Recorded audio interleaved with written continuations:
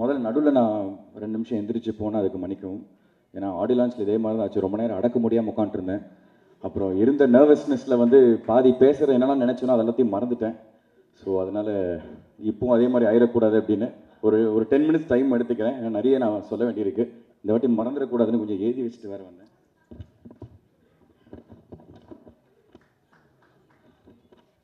இல்லை,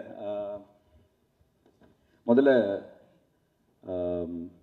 பிருத்வி சொன்ன மாதிரி தான் அதே ஜேர்னியில் தான் நானும் இருந்திருக்கேன். என்னோடய ஒவ்வொரு படத்துக்கும் வந்து ஸ்டேஜில் சொல்லுவாங்க இந்த மாதிரி இப்போ இல்லைங்க, இந்த படத்தோட வெற்றி விழாவில் நம்ம சந்திப்போம்னு. அது வந்து எனக்கு இன்னும் இங்கே நிற்கிறது வந்து எனக்கு வந்து ஒரு ட்ரீம் மாதிரி தான் இருக்குது. நம்ம வாழ்க்கையில் இது நடக்குதா அப்படிங்கிற நேத்தி கூட என் ஒய்ஃப் கீக்கி கிட்ட சொல்லிட்டு இருந்தேன். நேத்தி கூட கீக்கி கிட்ட தான் சொல்லிட்டு இருந்தேன்மா, எனக்கு நம்பவே முடியலம்மா, என் லைஃப்பில் இப்படி ஒரு நல்லது நடக்குதா அப்படின்னு. ஸோ இந்த வெற்றி படம், இதை வெற்றி படமாக ஆக்கிய பத்திரிகை நண்பர்கள், ஊடக நண்பர்கள், மக்கள் எல்லாருக்குமே ரொம்ப ரொம்ப நன்றி. Thank you for giving me this success. இது நான் ஆடியோ லான்ச்லேயே சொல்லியிருந்தேன், இது வந்து எனக்கு ரொம்ப ஒரு ஸ்பெஷலான ஒரு ஃபில்ம் அப்படின்னு. இது ஏன் ஸ்பெஷல் அப்படின்னா வந்து ஃபர்ஸ்ட் ஆஃப் ஆல் இது எனக்கு ஒரு நிறைய பரிசுகள் இந்த படம் எனக்கு கொடுத்தது, நிறைய சர்ப்ரைசஸ், நிறைய கிஃப்ட்ஸ் ஒன்று கொடுத்தது. என்னென்னா முதல்ல வந்து எல்லாருமே வந்து நான் எல்லா யூடியூப் வீடியோஸும் பார்த்தேன், பப்ளிக்கோட ஃபீட்பேக் பார்த்தேன், உங்களோட ரிவ்யூஸ் எல்லாத்தையும் பார்த்தேன். யுனானிமஸாக எல்லாருமே வந்து என்னோட இந்த படத்தையும் சரி என்னை பற்றியும் சரி எல்லாருமே ஒரு 100% ஒரு ஆதரவு வந்து கொடுத்துருக்கீங்க. ஸோ இது வந்து என் லைஃப்பில் எனக்கு இது கிடைச்சதே இல்லை. ஸோ அது வந்து ப்ளூ ஸ்டார் எனக்கு கொடுத்த ரொம்ப ஒரு ஸ்பெஷல் கிஃப்ட். அதுக்கப்புறம் அஃப்கோர்ஸ் நான் அன்றைக்கே சொன்ன மாதிரி வந்து சக்கரைக்கட்டி ரிலீஸ் ஆகி கரெக்டாக இந்த படம் ரிலீஸ் 25th அன்னைக்கு வந்து 15 வருஷம் 4 மாதம், அதாவது 5600 நாள் ஒரு வெற்றி படம் எனக்கு கிடைக்கிறதுக்கு. ஸோ அது வந்து ப்ளூ ஸ்டார் எனக்கு கொடுத்த ஒரு கிஃப்ட், அதுக்கு ஒரு நன்றி. மூணாவது, இந்த படம் வந்து எனக்கு சினிமா பற்றி ஒரு பாடம் கற்றுக் கொடுத்துச்சு. என்ன மாதிரி கதைக்களம் எடுத்து பண்ணணும், என்ன மாதிரி கதாபாத்திரம் இனிமேல் நம்ம சூஸ் பண்ணி பண்ணணும் அப்படிங்கிறது ப்ளூ ஸ்டார் எனக்கு கற்றுக் கொடுத்துச்சு. ஸோ அதுக்கு வந்து ஒரு நன்றி. இது எல்லாத்தையும் தாண்டி ரொம்ப ரொம்ப முக்கியமான ஒரு விஷயம், எங்கள் அப்பா அம்மாவுக்கு ஒரு சந்தோஷத்தை கொடுத்துச்சு. அவங்க முகத்தில் ஒரு புன்னகையை பார்த்தேன். எனக்கு அதை விட எனக்கு வேறு எதுவுமே முக்கியம் இல்லை. ஏன்னா எனக்கு தெரியும் நான் எவ்வளோ ஏக்கத்தில் இருந்தனோ அதை விட 100 மடங்கு ஜாஸ்தி எங்கள் அப்பா அம்மா ஒரு ஏக்கத்தில் இருந்தாங்க. ஸோ அதுக்கு வந்து ப்ளூ ஸ்டார் எனக்கு கொடுத்த ஒரு கிஃப்ட்டு. இங்கே நான் ஆடியோ லான்ச்லேயே ஃபஸ்ட்டு எல்லாருக்கும் தேங்க் பண்ணியிருந்தேன். பட் அகைன் மறுபடியும் இங்கே நான் தேங்க்ஸ் சொல்லணும். முக்கியமாக first starting from Sakthi film factory, Sakthi Velan sir. இந்த படத்தை வந்து பட்டி தொட்டி வரைக்கும் எல்லா இடத்தையும் கொண்டு போய் ரீச் பண்ணது, அவரோட பிராண்டிங், அவருக்கு ஒரு பெரிய தேங்க்ஸ் நான் சொல்லிக்கிறேன். அதுக்கப்புறம் producers Murthy sir and Soundarya ma'am, இவ்வளோ சப்போர்ட்டிவான ப்ரொடியூசர்ஸாக இருந்திருக்கீங்க. அண்ட் அகெயின் எங்கள் எல்லாருக்குமே ஒரு பெரிய பிராண்ட் இந்த படத்தை திரும்பி பார்க்க வச்ச ரஞ்சித்னா, தேங்க்யூண்ணா. நானும் அவர்கிட்ட ஆரம்பத்துலேருந்து கேட்டுட்டு இருந்தேன், கரெக்டான படத்தில் வந்து உனக்கு கொடுக்குறேன் அப்படின்னு சொல்லி கரெக்டான படம் ப்ளூ ஸ்டாரை எனக்கு கொடுத்தாரு. ரொம்ப ரொம்ப thanks. Coming to my writer and director, இவங்க 2 பேரும் நான் ஒன்றா பார்க்குறேன். ஏன்னா 2 பேருமே சேர்ந்து தான் இந்த படத்தை எழுதியிருக்காங்க. இந்த ரைட்டருங்கிறது எவ்வளோ முக்கியங்கிறது வந்து எனக்கு எங்கள் அப்பா கிட்டேருந்து தான் நான் உணர ஆரம்பித்தேன். ஏன்னா ஒரு ரைட்டர் டிசைட் பண்ணால் மட்டும்தான் அந்த படம் வெற்றி படமாக இல்லையாங்கிறது அங்கே டிசைட் ஆகும். அந்த ரைட்டிங் அவ்வளோ பியூட்டிஃபுல்லாக இருந்துச்சு. இதை நான் ஸ்கிரிப்ட் படிக்கிறப்போ, அதாவது ஈஸியான விஷயத்தை என்கிட்ட கொடுத்துட்டாங்க. 80% கஷ்டமான வேலையை வந்து அவங்க பண்ணாங்க அந்த ரைட்டிங்கில் கொண்டு வருது. அந்த மீதி அவங்க எழுதின விஷயத்த அப்படியே நான் டெலிவர் பண்ணுற மட்டும்தான் என்னோட வேலை. ஸோ இன்றைக்கி எல்லாருமே இவ்வளோ கைத்தட்டல், இவ்வளோ பாராட்டுகள் வருதுன்னா அது அந்த ரைட்டிங்கில் இருந்ததுனால மட்டும்தான். ஸோ அதனால் என்னோட ரைட்டர் தமிழ் பிரபானா அண்ட் என்னோட டைரக்டர் பிரதர் அப்படி. ஸோ பிரதர், ரொம்ப ரொம்ப தேங்க்ஸ் பிரதர். அதுக்கப்புறம் இந்த படத்தில் ஒர்க் பண்ண மற்ற டெக்னீஷியன்ஸ், இதெல்லாம் தான் அன்றைக்கி நான் அடக்க முடியாமல் அன்றைக்கி நான் மறந்துட்டேன். டிஓபி தமிழ் பிரதர், 20 நாள் ஷூட்டிங் முடிச்சுட்டு ஒரு நாள் ரூமுக்கு நானும் அசோக் பிருத்திலாம் போயிட்டு இருந்தோம். அப்போ வந்து என்னை கூப்பிட்டாரு, ப்ரோ ஒரு நிமிஷம் ப்ரோ அப்படின்னாரு. என்ன பிரதர்ண்ணா, இந்த நீங்கள் இப்படி பேட்டிங்கில் நிற்கிறீங்க, அப்போ பால் இந்த பக்கம் அப்படி போயிட்டே இருந்துச்சு, அப்போ அம்பையர் ஆவணா இப்படி கையை தூக்கிட்டு இருந்தார் அப்படின்னா என்ன பிரதர்னாரு. பிரதர் என்ன பிரதருக்கு சொல்கிறீங்கன்னு. இல்லை பிரதர் இப்படி நின்றுருந்தீங்களா. இல்லை பிரதர் அதை சொல்லலை, நீங்கள் என்ன கேட்குறீங்க உங்களுக்கு புரியுதானே. இல்லை பிரதர் புரியலன்னு தான் கேட்குறேன். உங்களுக்கு கிரிக்கெட்டை பற்றி ஏதாவது தெரியுமா பிரதர். பிரதர் சுட்டு போட்டால் எனக்கு வராது கிரிக்கெட்டு, அதோட ஏபிசிடியே தெரியாது, எனக்கு பிடிக்கவும் பிடிக்காது. யாராச்சும் கிரிக்கெட் ஆடிட்டு இருந்தாங்கன்னா அங்கே போய் பாலை திருடி உள்ளே போய் ஒளிச்சு வச்சிருவேன். மேட்ச் ஓடிட்டுனா ப்ளக்கை பிடிக்கி விட்டு வந்துடுவேன். ஏங்க என்னன்னா இல்லை பிரதர், அது என்னமோ தெரியல. அப்படி எப்படி பிரதர் இந்த படத்தில் கமிட் ஆனீங்க கிரிக்கெட் போடணும்னு? இதை சொன்னால் எனக்கு கமிட் பண்ண மாட்டாங்க பிரதர், அதனால சொல்லாமல் மறைச்சிட்டேன் அப்படின்னாரு. ஆனால் அதுலேயும் a lot of respect, because இந்த ஸ்போர்ட்டை பற்றி எதுவுமே தெரியாமல் அதை கற்றுக்கணும்னு ஒரு ஆர்வத்தை எடுத்து அதை தெரியாமல் நடிக்கிறதும் ஒரு கலை தான். ஸோ அதனால வந்து அதை கற்றுக்கணும்னு ஒரு ஆர்வமாக எடுத்து இன்னைக்கு சினிமாட்டோகிராஃபிக்குன்னு தனியாக வந்து அவர் பேர் போடுறப்போ எல்லாரும் அவர் பர்டிகுலராக மென்ஷன் பண்ணுறப்போ அவ்வளோ பாராட்டுகள். ஸோ அவருக்கு என்னோட நன்றி. ஏன்னா எவ்வளோ ஷாட்ஸ் எனக்கு தெரியும். அந்த ஒரு ஹெவியான ஒரு கேமரா வந்து தோளில் போட்டு ஃபுல்லாக ஹேண்டில் வந்து ஷாட்ஸ் ஹேண்டில் பண்ணியிருந்தாரு. அது ரொம்ப ரொம்ப கஷ்டம். ஸோ வாழ்த்துக்கள் தமிழ் ப்ரோ.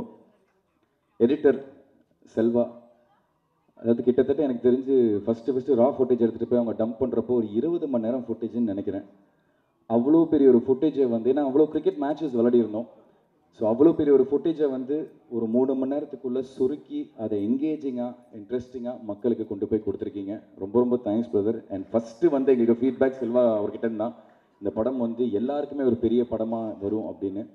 ஸோ ரொம்ப நன்றி பிரதர்.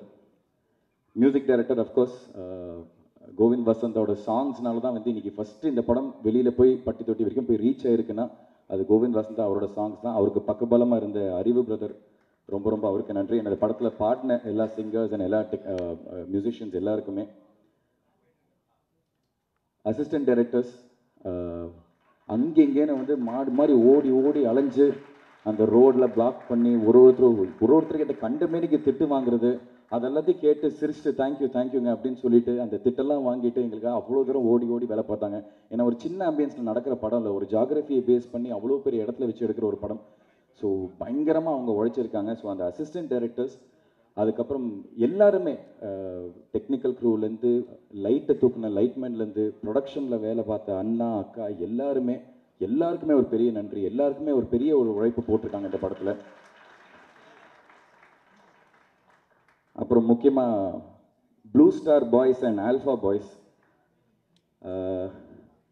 இந்த படத்தில் வந்து எல்லாருக்குமே ஒரு முக்கியத்துவம் கொடுத்துருக்காங்க. ஸோ அதில் வந்து ஆல்ஃபா பாய்ஸ் குரூப்பில் இருந்த தாமு, தருண், வெற்றி, முரளி, பிரகாஷ், அதுக்கப்புறம் ப்ளூ ஸ்டார் பாய்ஸில் இருக்கிற சுதாகர், ராகுல், உதய், விக்கி, ரிஷி, கவின், இவங்க எல்லாருக்கும், ஜெயண்ட் 11 எங்களோட ஃபைனல்ஸில் எங்களோட விளையாடின ராகவ், விக்னேஷ், சச்சின், ரஞ்சித் அண்ட் முக்கியமாக கோச் பாலாஜி, இவங்க எல்லாருக்குமே ரொம்ப ரொம்ப நன்றி.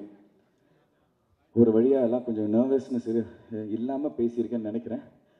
இது எல்லாத்தையும் தாண்டி எனக்கு இந்த படத்தில் கிடைச்ச ஒரு மிகப்பெரிய பரிசு, நான் ஒரு விஷயத்தை படிக்கணும்னு நினைக்கிறேன். இது எனக்கு நேற்றுக்கு ஒரு ப்ரோக்ராம் போயிருந்தோம், ஜீ தமிழோட ஒரு ப்ரோக்ராமுக்கு. ஸோ எனக்கு சர்ப்ரைஸ் பண்ணோன்னு சொல்லி அவங்க ஒரு வேலையை பார்த்துருந்தாங்க. என்னென்னா எங்கள் அப்பா கிட்ட வந்து ஒரு கடிதத்தை எழுதி வாங்கிட்டு வந்திருந்தாங்க. இந்த கடிதம் நான் படிக்கிறப்போ நேற்றுக்கு எனக்கு ரொம்ப இமோஷனல் ஆயிடுச்சு. பிகாஸ் எல்லா வீட்லேயும் இருக்கிற எல்லா அப்பா பையன் மாதிரி வந்து நானும் எங்கள் அப்பாவும் பெருசாக அவ்வளோவெல்லாம் பேசிக்க மாட்டோம். டைனிங் டேபிள் உட்காந்து சாப்பிடும் போது கூட நான் சாப்பிடுவேன், அவர் சாப்பிடுவார், நான் ஏஞ்சி போயிடுவேன், அவர் ஏஞ்சி போயிடுவார். ஏதாவது சினிமா பார்த்து வந்தால் மட்டும் அந்த சினிமாவை பற்றி ப்ளஸ் அண்ட் மைனஸ் இதெல்லாம் நாங்கள் டிஸ்கஸ் பண்ணுவோம். ஸோ அதை தாண்டி எனக்கு எங்கள் அப்பாவுக்கும் எந்த விதமான ஒரு கான்வர்சேஷன் பெருசாக லைஃப்பில், ஐ மீன் ஒரு தோளுக்கு மேலே வளர்ந்ததுக்கப்புறம் எந்த விதமான கான்வர்சேஷன் இருந்ததில்லை. ஆனால் ஒரு 15 வருஷம் நான் சொன்ன அந்த எனக்கு இருந்த அந்த ஒரு ஏக்கம் அவருக்கும் இருந்திருக்கு. அந்த 15 வருஷம் அவர் பேசாமல் என்கிட்ட இருந்தது எல்லாமே இந்த ஒரு 4 பக்கத்தில் அவர் எழுதி கொடுத்துருந்தாருங்கிற நான் ரொம்ப உணர்ந்தேன்.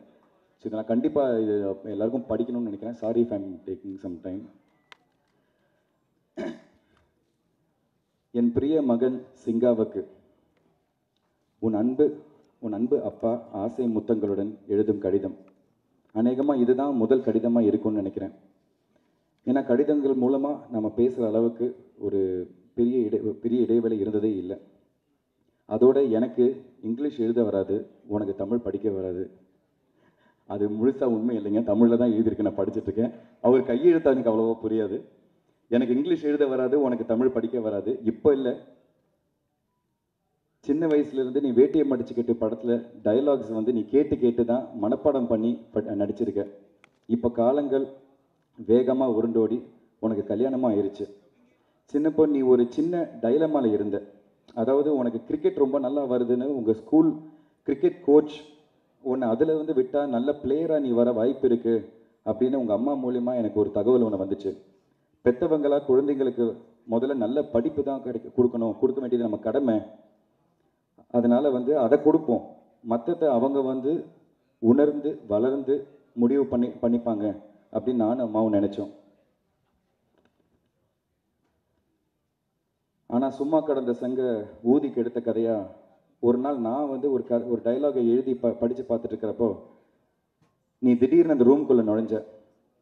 நான் வாயை வச்சுக்கிட்டு சும்மா இருக்காம, டே சிங்கா, என் படத்தில் உன் வயசில் என் மகனாக நடிக்கிற மாதிரி ஒரு கேரக்டர் இருக்குது, நீ நடிக்கிறியான்னு கேட்டேன். நீ நடிக்கிறியான்னு கேட்டேன், நான் யோசிக்காமல் கேட்டேன். நீயும் சாதாரணமாக ஓகே நடிக்கிறேன், என்ன பண்ணணும்னு நீயும் சொல்லிட்ட. எனக்கு ஒரு சின்ன ஷாக் ஆயிடுச்சு. சரின்னு ஒரு டயலாக் ஒன்று சொல்லி வெளியிலிருந்து உள்ளே வந்து டயலாகை பேசிக்கிட்டே சோஃபாவில் இருக்கிற புக்ஸை நகர்த்தி வச்சு ஒரு டவலை மடித்து வச்சுக்கிட்டு இந்த டயலாக்ஸை பேசணும்னு சொன்னேன். நீயும் ஒரு தடவைக்கு 2 தடவை டயலாகை கேட்டு தெரிஞ்சுக்கிட்டு வெளியே ஏறி போனேன். நான் ஆக்ஷன்னு சொன்ன உடனே டயலாகை பேசிக்கிட்டே உள்ளே வந்து அந்த டவலை மடித்து வச்சுக்கிட்டு அந்த சோஃபாவில் இருக்கிற புக்ஸை எடுத்து வச்சுட்டு ஓகேயான்னு கேட்டேன். இப்போ நான் பேந்த முழித்தேன். நீ சரியாக கரெக்டாக நடித்ததுக்கப்புறமும் நான் பேக் அடிச்சிட்டேன்னா உனக்கு ரொம்ப ஹர்ட் ஆகிரும்னு லீவ் நாட்களாக பார்த்து நான் ஷூட்டிங்கை வச்சு இந்த படத்தை முடித்தேன்.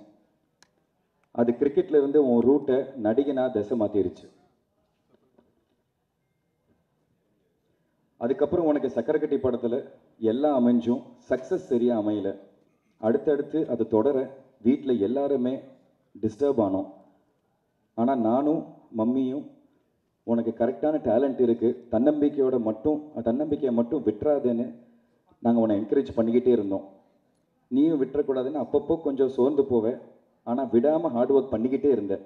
உன் முதல் இன்ட்ரெஸ்ட் கிரிக்கெட்டாக இருந்து அது மிஸ் ஆகியிருந்தும் டச்சு விடாமல் அப்பப்போ விளையாடிக்கிட்டே இருந்தேன். இப்போ ப்ளூ ஸ்டார் திரைப்படத்தில் ஒரு கிரிக்கெட் பிளேயராக உனக்கு ஒரு கேரக்டர் கிடச்சி படமும் சக்ஸஸ் ஆகி பேசப்படுற அளவுக்கு பேசப்படுற ரேஞ்சுக்கு உனக்கு பேரும் புகழும் இன்னைக்கு கிடச்சிருக்கு.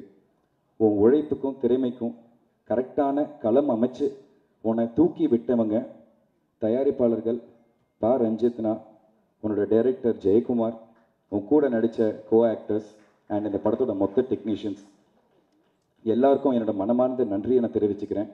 நீயும் இதை எந்த உயரத்துக்கு போனாலும் நன்றியோட இதை மனசில் பிடிச்சி வச்சுக்கோ, பதிச்சு வச்சுக்கோ சார். நான் கிழக்கே போகும் ரயில் படத்தில் ஹீரோவுக்கு கவிதை மாதிரி ஒரு வசனம் எழுதியிருந்தேன். எல்லாருக்கும் நேரம் வரும் தெரிஞ்சுக்கோ, நல்லவருக்கே நிலைச்சிருக்கும் புரிஞ்சுக்கோ, கல்லாருக்கும் செல்வம் வரும் தெரிஞ்சுக்கோ, காப்பாற்றதான் புத்தி இருக்கணும் புரிஞ்சுக்கோ. இதை மனசில் என்றைக்குமே பத்திரமா பூட்டி வச்சுக்கோ. வெற்றிகள் உன்னை தொடரட்டும். வாழ்த்தி வணங்குகிறேன். மொத்த குழுவுக்கும் நன்றி. அன்புடன் கே. பாக்யராஜ். இது எனக்கு ரொம்ப இமோஷனல் ஆயிடுச்சு. ஏன்னா எனக்கு நல்லா ஞாபகம் இருக்குது, எங்கள் அம்மா என்கிட்ட சொல்லியிருக்காங்க, எங்கள் அப்பா வந்து கண்ணீர் விட்டுருக்காரு. நான் நிறைய பேரை வந்து லான்ச் பண்ணியிருக்கேன், நான் நிறைய பேருக்கு வந்து ஒரு பெரிய லைஃப் கொடுத்துருக்கேன். ஆனால் என்னால் வந்து என் பையனுக்கு வந்து அந்த விதமான ஒரு பிரேக்கை கொடுக்க முடியலன்னு. ஸோ அன்றைக்கி நான் யோசிச்சுட்டே இருந்தேன், எனக்கு ஒன்றும் பெரிய வெற்றிலாம் வேணாம், அந்த கண்ணீரை துடைக்கிற அளவுக்கு ஒரு சக்ஸஸ் எனக்கு கிடைச்சா போதும், அவர் சிரித்து ஒரு நாள் நான் பார்க்கணும், எனக்கு அது போதும்னு. அது இன்றைக்கி ப்ளூ ஸ்டார் மூலமாக எனக்கு கிடச்சிருக்கிறது எனக்கு ரொம்ப ரொம்ப சந்தோஷமாக இருக்குது. அதை நான் ரொம்ப மனப்பூர்வமாக நம்புகிறேன். ஸோ இது மனசார ஒரு விஷயம் சொல்கிறேன், உங்கள் எல்லாருக்குமே, இங்கே இருக்கிற எல்லாருக்குமே ரொம்ப ரொம்ப ரொம்ப நன்றி. இது நான் என்றைக்குமே கண்டிப்பாக ரஞ்சித்னா, ப்ரொடியூசர்ஸ், ஜெயினா, தமிழ் பிரபானா, நான் என்றைக்குமே இந்த நன்றி நான் மறக்கவே மாட்டேன். பேசணும்னு நினச்சேன், இவ்வளோ அது மனசுக்குள்ளே நிறைய விஷயங்கள் இருந்துச்சு, அதனால தான் இவ்வளோ நேரம் டைம் எடுத்துக்கிட்டேன். ரொம்ப சாரி. பத்திரிகை நண்பர்கள் எல்லாருக்குமே ரொம்ப நன்றி, மக்களுக்கு ரொம்ப ரொம்ப நன்றி.